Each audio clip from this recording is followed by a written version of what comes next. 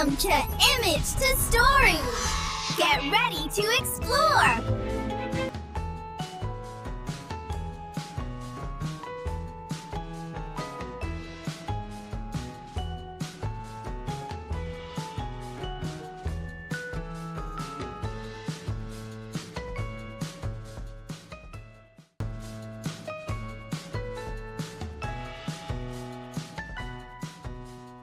అనగనగా ఒక అడవి.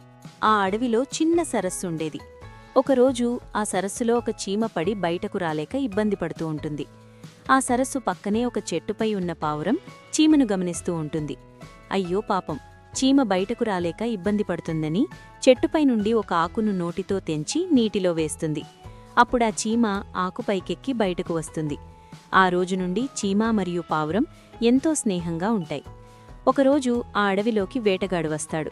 చెట్టుపై ఉన్న పావురాన్ని చూసి బాణాన్ని ఎక్కుపెడతాడు. అది గమనించిన చీమ తన స్నేహితుణ్ణి కాపాడడం కోసం వేటగాడి పాదంపై కరుస్తుంది. అప్పుడు వేటగాడు కదలడం వలన బాణం గురి తప్పి పావురానికి తగలకుండా పక్కనుండి వెళ్తుంది. దీంతో పావురం వేటగాడిని గమనించి పారిపోయి ప్రాణాలు కాపాడుకుంటుంది. ఇలా చీమ పావురం ఒకరికొకరు సహాయం చేసుకుని ఎంతో స్నేహంగా హాయిగా జీవనం కొనసాగిస్తారు. ఒక అడవిలో ఒక పెద్ద సరస్సు ఉంది. ఆ సరస్సు ప్రక్కనే గడ్డి పొదలలో ఒక చీమ తన పుట్టను నిర్మించుకొని సంతోషంగా జీవిస్తూ ఉంటుంది. అనుకోకుండా ఒకరోజు పెద్ద వర్షం కొన్ని గంటల పాటు ఆగకుండా కురుస్తుంది. దీంతో సరస్సులోనికి ఎక్కువ నీరు చేరి చీమల పుట్టలోకి నీరు వచ్చి చేరుతుంది.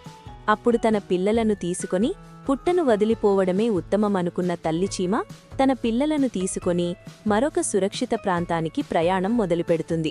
అప్పుడు ఆకలితో చెట్టుపై కూర్చున్న పావురానికి తల్లి చీమ మరియు దాని పిల్లలు కనిపిస్తాయి. ఆహారం లభించిందని పావురం చెట్టుపై నుండి కిందకు దూకుతుంది. అప్పుడు చాలాసేపటి నుండి పావురం కోసం మరొక చెట్టుచాటున కాపుకాచిన వేటగాడు తన బాణంతో పావురాన్ని కొడతాడు. పావురాన్ని తీసుకోవడం కోసం అడుగు వేస్తూ వేటగాడు చీమల దారి మధ్యలో కాలు పెడతాడు. అప్పుడు తల్లి చీమ వేటగాడి పాదాన్ని బలంగా కరుస్తుంది. ఈ విధంగా ఇతరులకు హాని కలిగిస్తే మనకు తిరిగి తప్పకుండా ఏదో ఒక రూపంలో చెడు జరుగుతుంది. ఇలాంటి మరిన్ని ఆసక్తికరమైన వీడియోల కోసం వీడియోను లైక్ చేసి మన ఛానల్ను సబ్స్క్రైబ్ చేయండి.